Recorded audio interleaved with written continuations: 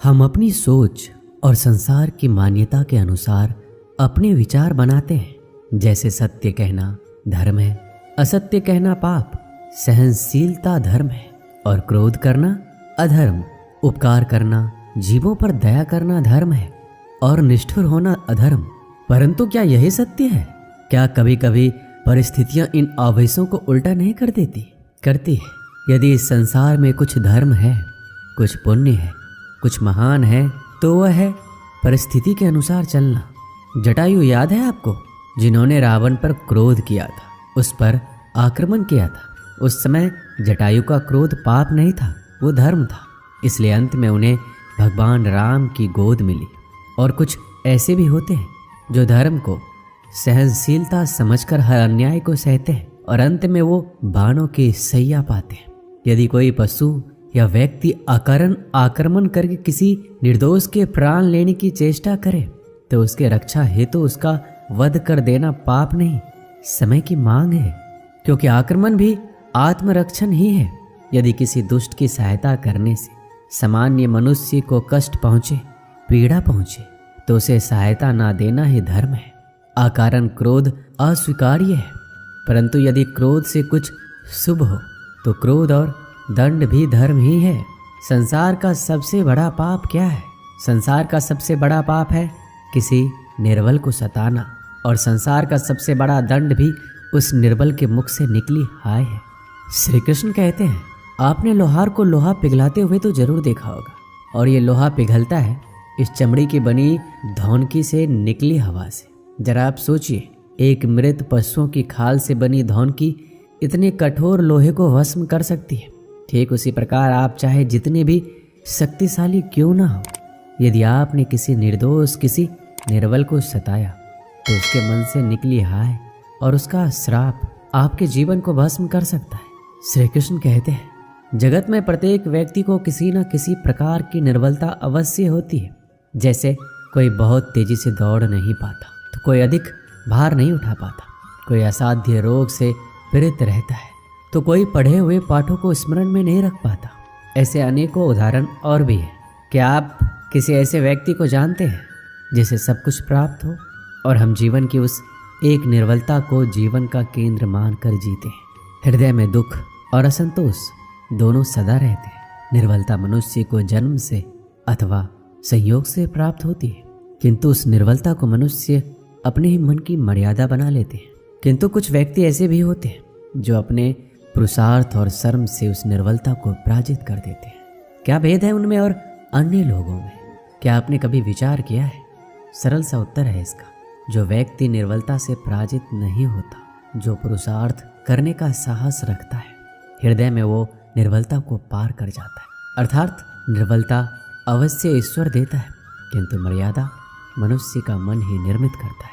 श्री कृष्ण कहते हैं, द्वंद्व दो मनुष्य के मध्य होता है, परंतु विजय सदैव एक ही मनुष्य को मिलती है। जबकि समान रूप से दोनों शक्तिशाली होते हैं और दोनों व्यक्ति समान ज्ञान प्राप्त करते हैं, लेकिन सफलता एक को ही मिलती है। इसका कारण क्या है? मान लो दो प्रकार के लोहे होते, एक ठंडा, एक गर्म। कभी सोचा है, लोहकार लोहे को लोहे से ही काटता है, परंतु सदैव ठंडा लोहा ही गर्म लोहे को काट पाता है। और यही नीति मनुष्यों पर भी लागू होती है। जब युद्ध होता है तो जिसके मन में ईर्ष्या होती है, जलन होती है, आक्रोश होता है, वह गर्म लोहे के समान है, और जिसका मन शांत होता है, जिसका मन संयम से बंधा होता है, वो ठंडे लोहे के समान है। और वहीं ईर्ष्या और द्वेष गर्म लोहे को काट सकता है। इसलिए यदि जीवन के संग्राम में विजय प्राप्त करनी है तो अपने मन को शांत रखें, क्योंकि गर्म लोहे की भांति ईर्ष्या और क्रोध जैसे भाव को रखने वाला मनुष्य सदैव शांत स्वभाव के मनुष्य के समक्ष निर्बल पड़ जाते हैं। शक्ति ईर्ष्या और क्रोध में नहीं, शांति और संयम में। आपने कभी न कभी योद्धा को युद्ध की तैयारी करते हुए जरूर देखा होगा। वही युद्ध जो ज्वालामुखी की भांति कभी भी फट सकता है। युद्ध वही जीतता है जो युद्ध में व्यतीत होने वाले समय से अधिक समय युद्ध की तैयारी में लगाता है।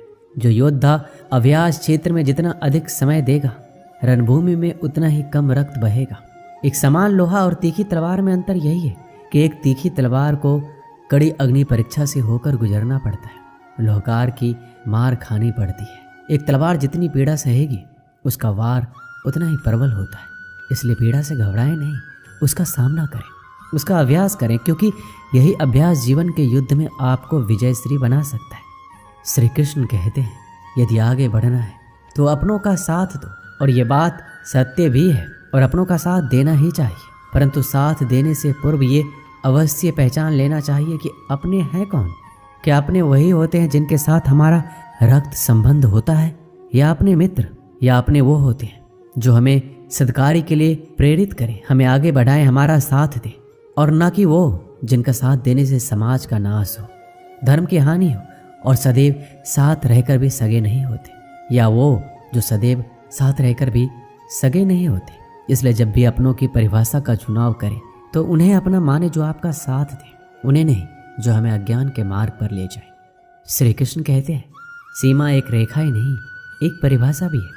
सीमा हर किसी की होती है, प्रेम की, धैर्य की, मित्रता की और शत्रुता की भी।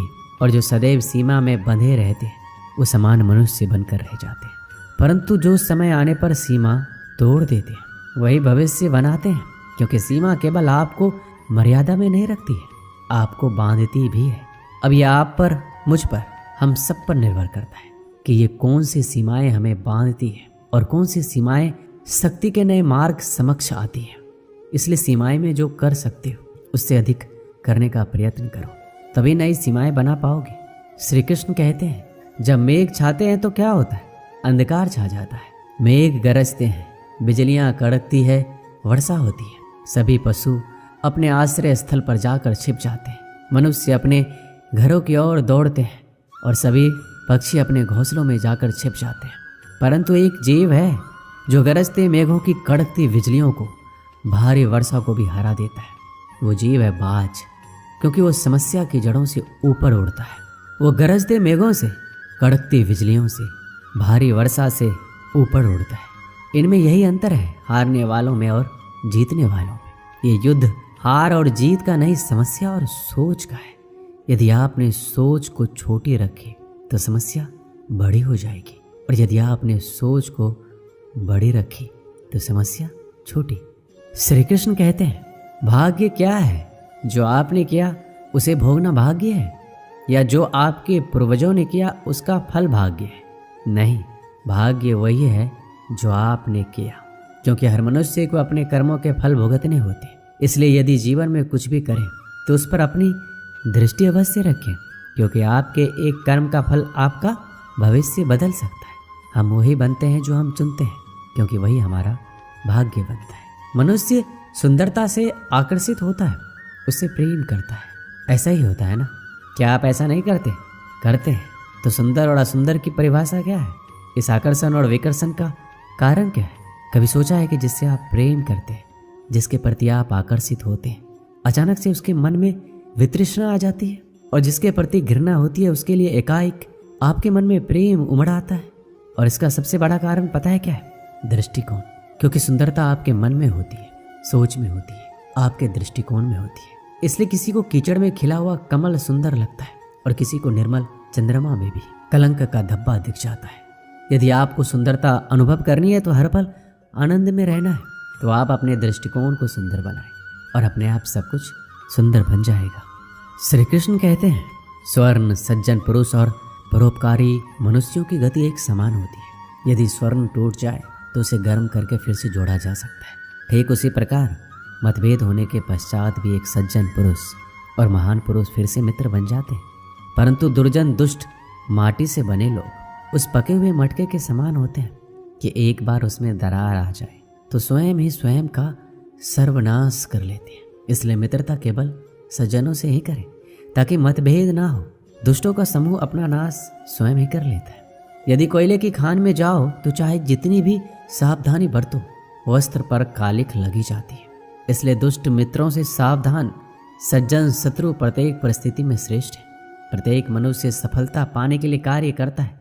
कुछ सफल होते हैं, कुछ नहीं होते, और जो सफल नहीं होते वो सदा अपनी असफलता का कारण या तो अपनी परिस्थितियों को बताते हैं या अपने सहयोगियों को दोषी ठहराते हैं। परंतु क्या वास्तविकता में ऐसा ही होता है? क्या कोई परिस्थिति या कोई व्यक्ति किसी की असफलता का कारण बन सकते हैं? उत्तर है हाँ भी और ना भी। कैसे? आपने तितली को देखा होगा, आपने एक मक्खी को भी देखा होगा। प्रकृति ने दोनों को समान गुण दिए हैं रसपान करने का, लेकिन एक तितली जो फूलों पर जाकर उसका रस लेती है और इस अवस्था में नए फूल खिलने की व्यवस्था भी करती है, और मक्खी घाव पर बैठती है, घाव को सराहती है और रोग भी फैलाती है। यदि इसमें किसी बात का अंतर है तो केवल सोच का।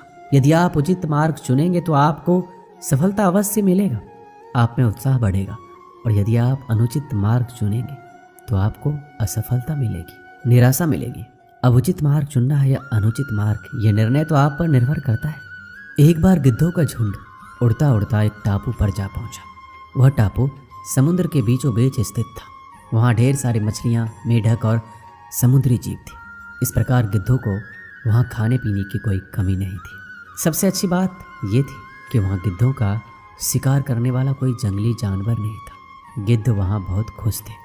इतना आराम का जीवन उन्होंने पहले नहीं देखा था। उस झुंड में अधिकांश गिद्ध युवा थे। वो सोचने लगे अब जीवन भर इसी टापू पर रहना है, यहाँ से कहीं नहीं जाना है, क्योंकि इतना आरामदायक जीवन कहीं नहीं मिलेगा। लेकिन उन सब के बीच में एक बूढ़ा गिद्ध भी था। वह जब युवा गिद्धों को देखता तो चिंता में पड़ जाता। वह सोचता कि यहाँ के आरामदायक जीवन इन युवा गिद्धों पर क्या असर पड़ेगा, क्या यह वास्तविक जीवन का अर्थ समझ पाएंगे। यहाँ इनके सामने किसी प्रकार की चुनौती नहीं है। ऐसे में जब कभी मुसीबत इनके सामने आ गई तो ये कैसे उसका मुकाबला करेंगे। बहुत सोचने के बाद एक दिन बूढ़े गिद्ध ने सभी गिद्धों की सभा बुलाई। अपनी चिंता जताते हुए सबसे बोला, इस टापू में रहते हुए हमें बहुत दिन हो गए हैं। मेरे विचार से हमें वापस उसी जंगल में चलना चाहिए जहाँ से हम आए हैं। यहाँ हम बिना चुनौती का जीवन जी रहे हैं। ऐसे में हम कभी भी मुसीबत के लिए तैयार नहीं हो पाएंगे। युवा गिद्धों ने उसकी बात सुनकर अनसुनी कर दी। उन्हें लगा कि बढ़ती उम्र के असर से बूढ़ा गिद्ध सड़िया गया है, इसलिए ऐसी बेकार की बातें कर रहा है। उन्होंने टापू की आराम की जिंदगी छोड़कर जाने से मना कर दिया। बूढ़े गिद्ध ने उन्हें समझाने की कोशिश की, तुम सब ध्यान नहीं दे रहे कि आराम के आदी हो जाने के कारण तुम लोग उड़ना तक भूल चुके हो। ऐसे में मुसीबत आई तो क्या करोगे? मेरी बात मानो, मेरे साथ चलो। लेकिन किसी ने बूढ़े गिद्ध की बात नहीं मानी। बूढ़ा गिद्ध अकेला ही वहां से चला गया। कुछ महीने बीते। एक दिन बूढ़े गिद्ध ने टापू पर गए गिद्धों की खोज खबर लेने की सोची और उड़ता उड़ता उस टापू पर पहुंचा। टापू पर जाकर उसने देखा वहां का नज़ारा बदला हुआ था। जहां देखो वहां गिद्धों की लाशें पड़ी हुई थी। कई गिद्ध लहूलुहान और घायल पड़े हुए थे।